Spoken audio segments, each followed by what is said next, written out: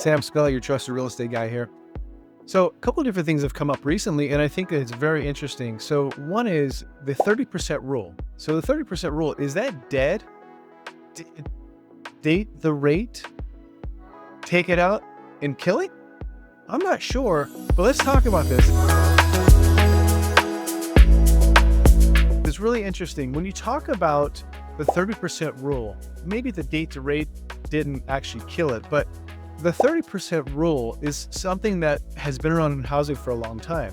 30% rule tends to be that 30% of your income goes towards housing. In 2025, the typical US household needs to spend 44.6% of its income to afford a median priced home.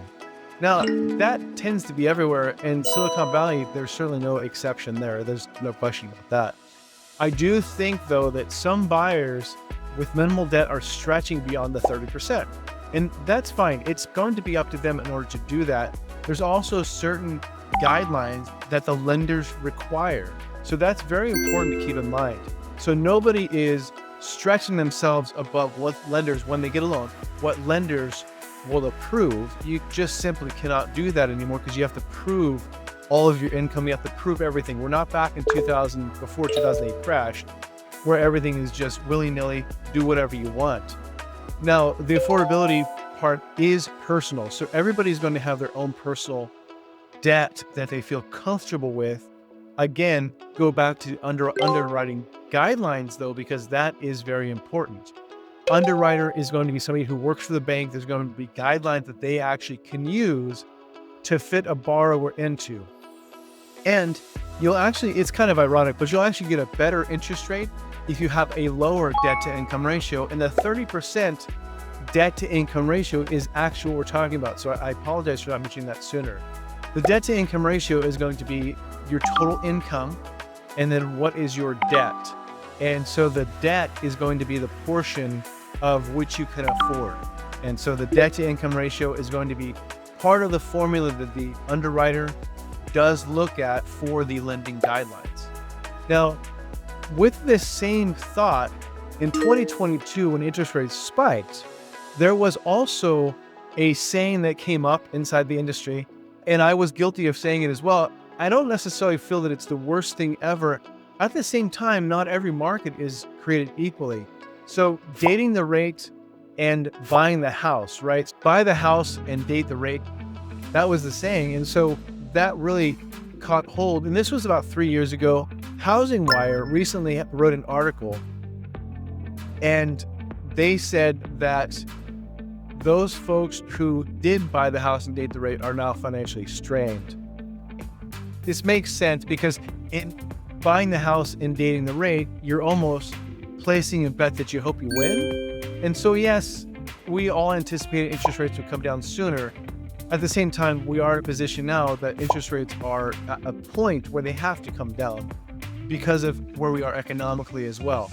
But with that said, where people really are getting more strained, because it's not typical for somebody to get a 2 or 3 year loan. It's more typical to have at least a 5-year loan. And even with that, not all loans are going to be fixed. In fact, some countries don't actually allow a fixed loan. Many times you'll actually be on a loan that's actually adjustable. So an ARM, an adjustable rate mortgage. So it's not uncommon to have an adjustable rate mortgage. As far as dating the rate and marrying the house, it can get you in trouble. So here in California, for example, we do have Prop 13. That's all of California. That's Prop 13, where the taxes of the home cannot go higher than 2% per year, which is actually really nice because we do also have some of the highest housing nationwide. And so if we had that and we had that appreciation go along with the taxes, it would actually be much more detrimental. But the taxes being capped at that 2% per year is actually very helpful. The insurance, on the other hand, is not actually capped. And so that is something that's hurting people. But I think when you're talking about the dating the rate and the marrying the house, the overall idea of it, it's actually a good idea to look at because you're either renting or you're buying. Those are the two main directions that you're taking when you're looking to do research on buying a home. Thinking about relocating to the Silicon Valley? My team and I have taken the time to create the ultimate relocation guide. just click the link in the description or the top pinned comment. Hope you're having a wonderful day. So, marrying the house and dating the rate, it kind of makes sense because if you are going to be renting, you are going to be subject to the rent laws, which you will be raised on an annual basis at the very least. If not, every 6 months. There are going to be laws, depends on the city you live in, depends on the state as well. There are going to be changes to your rental payments. On your housing, you may have a change in your taxes, you may have a change in your insurance. For the most part, when you go through the guidelines of underwriting, you are going to have to be able to afford that home. If for some reason you do lose a job or something like that happens, unfortunately, you can reach out to the lender and there are still forbearance plans that you can work with them on. There's always going to be provisions of that as well.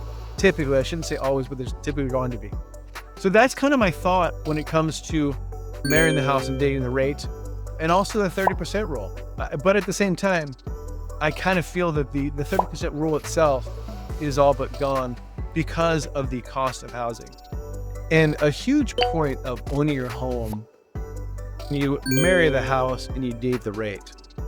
The biggest point, especially for Silicon Valley, on average 5 to 6% appreciation. And you can look at that and be steady and look back. 5 to 6% appreciation, that's actually on the lower side. If you just take that on an average home, Silicon Valley, $1.7 to $2 million. If you just do some easy math on that, $2 million, 5% is $100,000. So if you just work that backwards, that's something that you're also missing out on. And so you want to pay attention to that as well. So yes, the 30% rule is just about finished. It's gone for the time being, but it's also a personal decision to make. And as far as buying the house and dating the rate, yes, it's placing a bet and hoping to win.